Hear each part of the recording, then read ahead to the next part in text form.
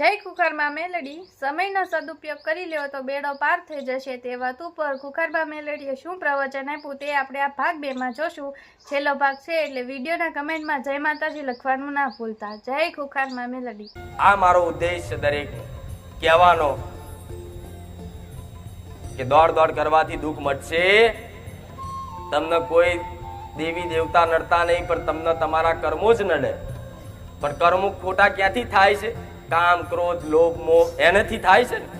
તો માતાજીની કૃપા થાય ને તો કામ ક્રોધ મોહ લોભ બધું ઓછું થઈ જાય. એટલે નવા ગુના થાય ને જૂના ગુનાનું કદાચ પડ્યા હોય ને જૂના પાપ આગલા જન્મના કે અત્યાર સુધી જે સમયગાળો તમે કાઢ્યો એના તે થોડું થોડું પુનદાન કરો. ગાયને રોટલી ખવડાવો, કીડીનું કીડિયારું પૂરો. આ તો બધું સ્કૂલોમાં વાંચ્યું છે. કીડીનું કીડિયારું પૂરવાથી પૂન મળે છે. પણ ગણ્યા આજ ગઈઢા થયા ને ધોરા આયા ને તાર હોભરવા આયા. તો સ્કૂલમાં તે બહાર લખેલું જ હતું ને ભાઈ, બધા જોણે છે. તો બધું નવું નહીં શીખવાડતી, જે છે એ તમને ખાલી ટકોર કરું છું કે આટલું કરો. પણ તમારે તો એમાંય સ્વાર્થ છે નહીં. ગૌશાળાની ગાય હોય તો રોટલી ખવડાવે, માથે હાથ ફેરવો, ઘાસ ખવડાવે. અને ઘરની બહાર આવી હોય ને કદાચ ગાય પોદરો કર્યો હોય ને તો લાકડી લઈને એવો દોડે ને કે ગાયને. આ સ્વાર્થીલા મનુષ્ય. ચોલાવાળી ગાય હોય ને તો કે ગાય માતા. અને ઘરની આગળ આવી હોય ને કદાચ પોદરો કર્યો હોય ને તો લાકડી લઈને પાછળ મરે. લાકડી તૂટી ના જાય ને તો લગીને છોડે. શું આ યોગ્ય ખરું? શું આનું ફળ મળે ખરું?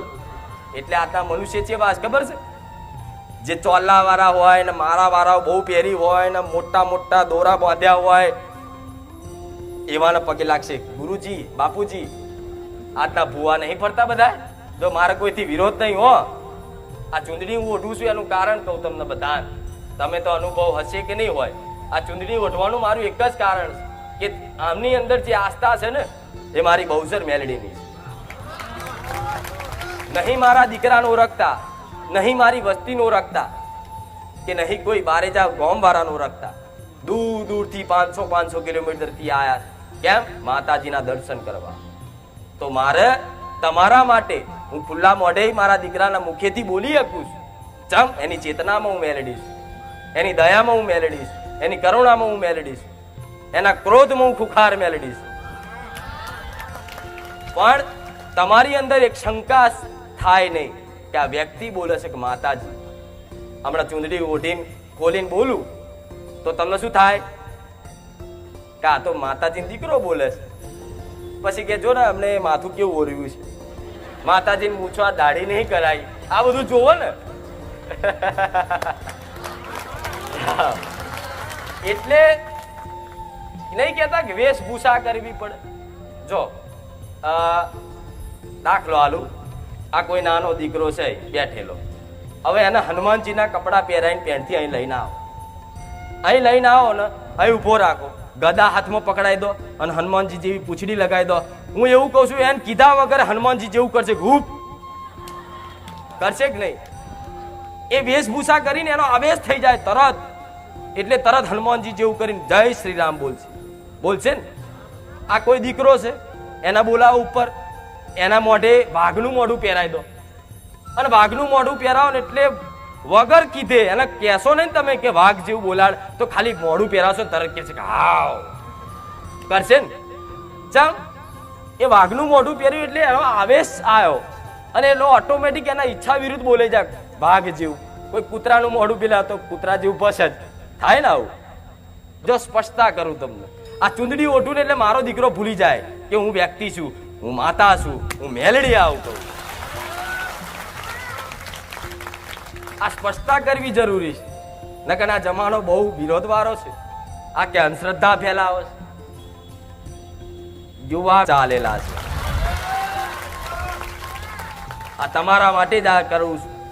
નકર મારા દીકરાના આવા પ્રવચન કરી અને મોટી નોમના કરવાનો કોઈ શોખ નહીં થતો. શું થાય? આ તો મનુષ્ય છે.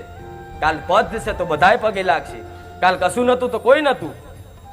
એટલે મારો દીકરો એવો અજ્ઞાની તો નહીં રાખ્યો મેં કે જેથી તમારા બધાના માન સન્માનથી ભૂલી જાય. પણ તમારા માટે મારા ભગવાને આદેશ કર્યો છે ને કે તને તારા દીકરાને માધ્યમ રાખી અને કંઈકનું તારા કલ્યાણ કરવાનું છે. એ મારા રોમનું વચન પૂરું કરવા ખાતર આવી હળાહળ કળિયુગમાં ગાદી પર બેહું. નહીં તો મને કોઈ શોખ ના થાય તમારા બધાના દુઃખ મટાડવાનો. મને મારી વસ્તી મને પૂજે છે ને તો એમાં હું આનંદિત છું. તમે બધા મને મારી ભક્તિ નહીં કરો તો હું દુબળી પાતળી થઈ જઈશ. હું તો જેમ છું એમ રહીશ. પણ મારા દીકરાના માધ્યમ રાખી કઈક દીકરાઓ સતના માર્ગે આવશે ને તો મારા દીકરાની અને સોલંકી પેઢીમાં મારા પૂન ભેગું કરવાનું. પૈસા નહીં હો, પૂન. જેથી આવનારી પેઢીમાં સોલંકી પેઢીનું નામ અમર રહેશે. હું મેલડી આવું છું. અને બીજું ખાસ એનો હરખ રાખજો બધાય કે રામ ભગવાનના જે ચોખા અક્ષત એના ચોખા પછી ચોખ્ખું ઘી અને હળદર એવું કંઈક હોય છે ને એ પૂજામાં જે વપરાયેલું હોય ને એ લઈને આવ્યા છે. અને એ કદાચ મને તો મળશે પણ તમારા જેવા ભાવિક ભક્તોને થોડા બે દાણા લઈ જશો ને તોય ખૂબ છે. તમારા ઘેર રોમનો વસવાટ કરાય અને એ દાડો રોમના દર્શન કરાય છે. આવું કહું પાકું ને. અને એ દિવસે કરો ને ખાલી આટલું પૂજન કરો ને એ દિવસે પોસ રોટલી ગાય નહીં રોમના નામથી ખવડાવજો. કોના નામથી? અમુક શું કરે પૂનદાન કરે રોમ હારું કરશે પણ આપણે રોમના ખાતામાં જમા કરો કે ભગવાન આ તમારા જ નામથી લો. ચમ એમ જ રોમ છે એમ કરી પોસ રોટલી ખાલી ગાયને ખવડાવશો ને એ દિવસે. હું એવું કહું છું જો કોઈ લાલચ તો ના હલાય પણ એવું કહું છું તમારી મનની એક ઈચ્છા હું મેલેડી પૂરી કરી આપી. પણ આ થોડી લાલચે હાલવી પડે અમને નકર લોભ વગર કશા લૂંટાતા નહીં કેવું પડે.